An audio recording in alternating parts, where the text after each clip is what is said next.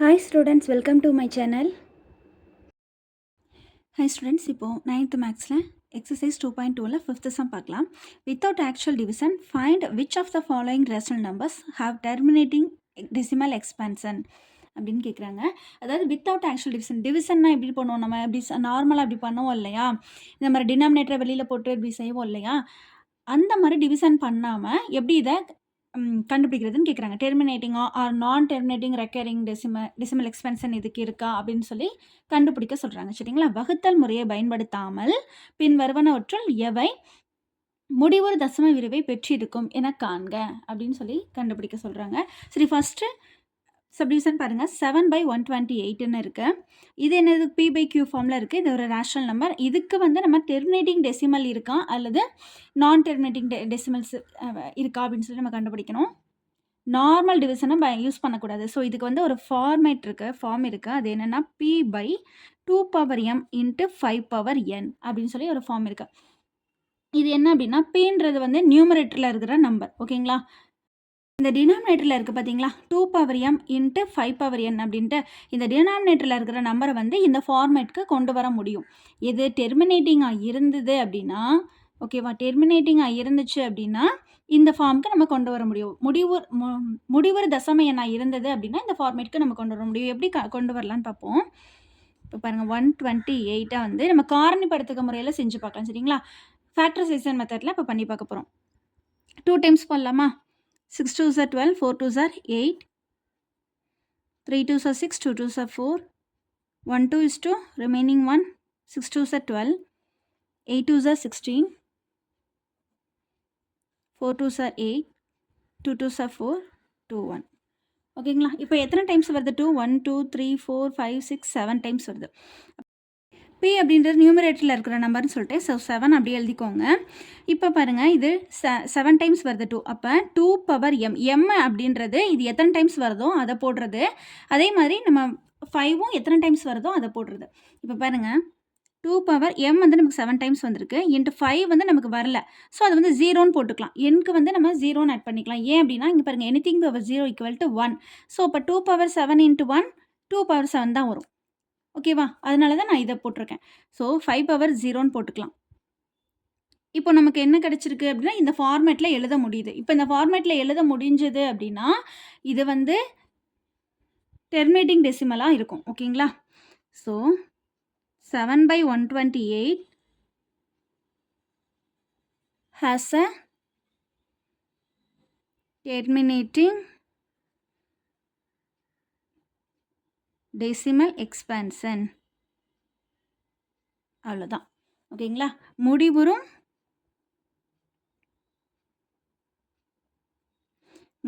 தசம எண் இந்த ஃபார்மேட்டில் இருந்தது அப்படின்னா அது முடிவுறும் தசம எண்ணாக இருக்கும். இல்லைன்னா அது முடிவுறா மற்றும் சுழல் தசம எண்ணாக இருக்கும். செகண்ட் சப்டிவிஷன் பாருங்கள், 21/15. 21/15 நம்ம இது கேன்சல் பண்ண முடிஞ்சால் கேன்சல் பண்ணிக்கலாம். இது வந்து 3 டேபிள் எல்லாம் கேன்சல் பண்ண முடியும். 5 3s are 15, 7 3s are 21. அப்போ நமக்கு என்ன ஆன்சர் கிடச்சிருக்கு? 7/5. டினாமினேட்டரில் 5 இருக்குது. ஓகேங்களா? நம்ம என்ன ஃபார்மேட்டுக்கு கொண்டு வந்தால் டெர்மினேட்டிங் P/2m × 5n இந்த ஃபார்மேட்டுக்கு கொண்டு வரணும். ஸோ நமக்கு P வந்து நியூமரேட்டரில் இருக்கிற நம்பர் தான் சொல்லிட்டேன். ஸோ 7 அப்படியே போட்டுக்கணும். இங்கே 2 இங்கே 2ல் வந்து டினாமினேட்டரில் பாருங்கள், 2ன்ற நம்பர் கிடையாது. ஸோ அப்போ mக்கு பதிலாக என்ன போட்டுக்கலாம்? நம்ம 0 போட்டுக்கலாம். சரிங்களா? × 5n nக்கு பதிலாக என்ன போட்டுக்கலாம்? 5 வந்து நமக்கு எத்தனை டைம்ஸ் வந்திருக்கு? 1 டைம் தான் வந்திருக்கு.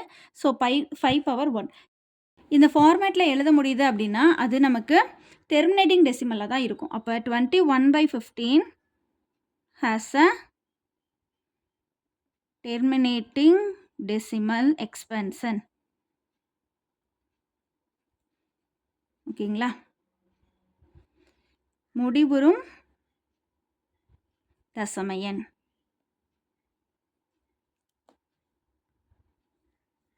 இதை வந்து நம்ம ஃப்ராக்ஷனுக்கு மாற்றிக்கலாம், பின்னமாக மாற்றிக்கலாம். Okay, 4 2s are 12, 12 + 2 14, 140 + 9 149/35.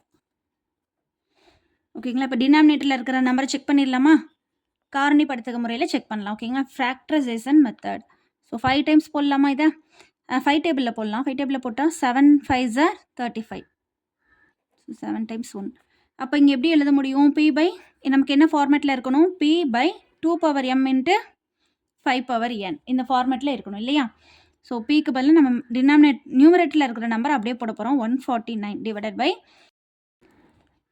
இது வந்து 2 டைம்ஸ் வரவே இல்லை. ஸோ இது வந்து எம்க்கு பதிலாக நான் 0 அப்ளை பண்ணிவிட்டு 5 நமக்கு 1 டைம் வருது. ஸோ 5 பவர் 1 போட்டுக்கலாம்.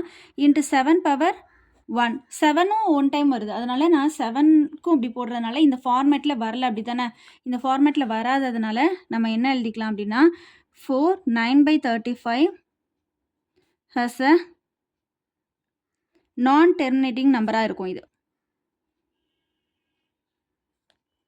நான் டெர்மினேட்டிங் அண்ட் ரெக்கரிங் முடிவுறா மற்றும் சுழல் தசம எண். புரியுதம்மா? இந்த ஃபார்மேட்டில் இல்லை. 5 7க்கு இருக்குது, 2 இல்லை, அதனால் 0 போட்டுக்கலாம் நம்ம. ஸோ 7 வந்து எக்ஸ்ட்ரா இருக்கிறதுனால இந்த ஃபார்மேட்டில் இல்லை நமக்கு. அதனால் இது முடிவுறா மற்றும் சுழல் தசம எண்ணாக தான் இருக்கும். ஓகேங்களா? நான் டெர்மினேட்டிங் அண்ட் ரெக்கரிங் டெசிமல்ஸாக தான் இருக்கும். 4th சப்டிவிஷன் பாருங்கள். 219 டிவைடட் பை 2200. ஸோ இதுக்கும் நமக்கு என்ன ஃபார்மேட்டில் கிடைக்கணும்? நமக்கு P by 2 power m into 5 power என்ற ஃபார்மேட்டில் கிடச்சிது அப்படின்னா டெர்மினேட்டிங் டெசிமல், இல்லை அப்படின்னா நான் டெர்மினேட்டிங். ஸோ டினாமினேட்டர் செக் பண்ணிடலாமா? 2200 5 டேபிளில் போட்டால் 4 5s are 20, remaining 2 4 5s are 20 0 8 5s are 40, remaining 4 8 5s are 40. 2 times போட்டால் 4 2s are 8 4 2s are 8 2 2s are 4 2 2s are 4 1 2 1 2 11 நமக்கு எக்ஸ்ட்ரா கிடைக்குது பாருங்கள். ஸோ இது Pக்கு பதிலாக நியூமரேட்டரில் இருக்கிற சேம் நம்பர் 219. 5க்கு ஃபஸ்ட்டு 2 பார்த்துக்கலாம். 2 வந்து 3 டைம்ஸ் வருது. அப்போ 2 power 3 into 5 2 times 5 power 2 into 11 நமக்கு எக்ஸ்ட்ரா கிடைக்குது. ஸோ இது வந்து அந்த ஃபார்மேட்டில் இல்லை அப்படின்றதுனால இது நான் டெர்மினேட்டிங் அண்ட் ரெக்கரிங் டெசிமலாக தான் இருக்கும். ஸோ 219/2200 ஹேஸ் அ நான் terminating and recurring decimal expansion. So இது என்னது? முடிவுறா மற்றும் சுழல் தசம எண்.